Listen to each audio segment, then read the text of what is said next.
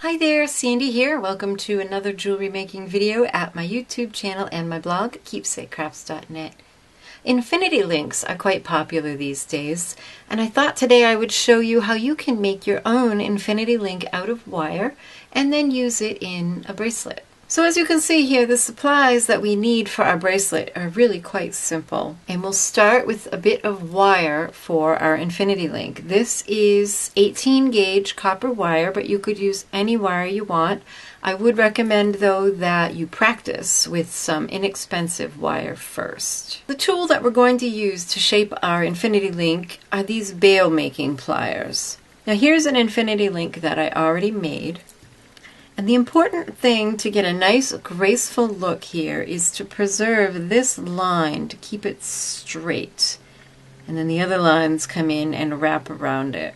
And that can be a little bit tricky, but this tool makes it easy. So these pliers, the widest bail is 10 millimeters, and that's just right. I have an 8-inch piece of wire here, and I'm going to put it on the bail at about 2.5 to 3 inches from one end. And I'm just going to wrap, and I'm going to leave these pliers wide open. I'm going to take that longer end, and this will be that nice straight line that I was talking about. So the wider you have your pliers open, the longer your link will be. And then I'm just going to wrap around the other way and back in between. And then to get it off, just kind of gently close them a little, work it off the bigger one, and then it should just come right off. And there's our basic shape. Now since this link is a focal point and I don't want to add any additional dents or dings to it, I'm going to hold on to it with a pair of nylon jaw pliers while I do the wrapping. And I'm going to use a pair of chain nose pliers. Even though this wire is nice and long, which is helpful in doing the wrapping, it's good to hold it with the tools so that you have plenty of force, especially if you use 18 gauge or anything heavier. So I'm just going to pull. You can see my right hand is pulling against the tool in my left hand, and then wrap. That's it. I'm going to stop. I'm going to bring it back under and then back it out. And then flip sides. Hold it again with the nylon jaw pliers and repeat to make one more wrap. Again, bring it under and then back it out. And what that does is it tells the wire that you want it curved there. So you can snip it off right nice and close and then tuck it in. So just use your flush cutters, snip that off, snip that one off. And I did leave a fair amount of excess because like I said, it is helpful to have a nice long tail to hold on to. I don't want to mar my link, so again I'm going to use my nylon jaw pliers to squish that over and do any final shaping. And it looks like those need to be trimmed a little bit more.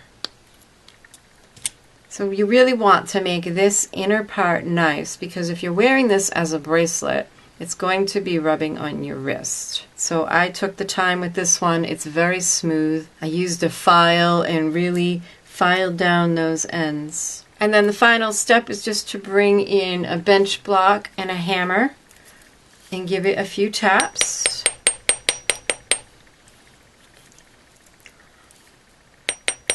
And you can take your tool, your round tools, and gently shape it a bit more if it needs to be. Now this is 18 gauge wire, so I didn't flatten it too much, because if you do it too much it's going to be sharp and fragile and brittle. If you use heavier gauge wire you can do a little bit more pounding. And then to add this hammered texture, I just use this rounded end of this hammer to go back over and add that rounded texture. And now to assemble our bracelet, it's really quite simple. You can use any beads you like. Today I have these pink pearls. I thought the color went really nicely with the copper.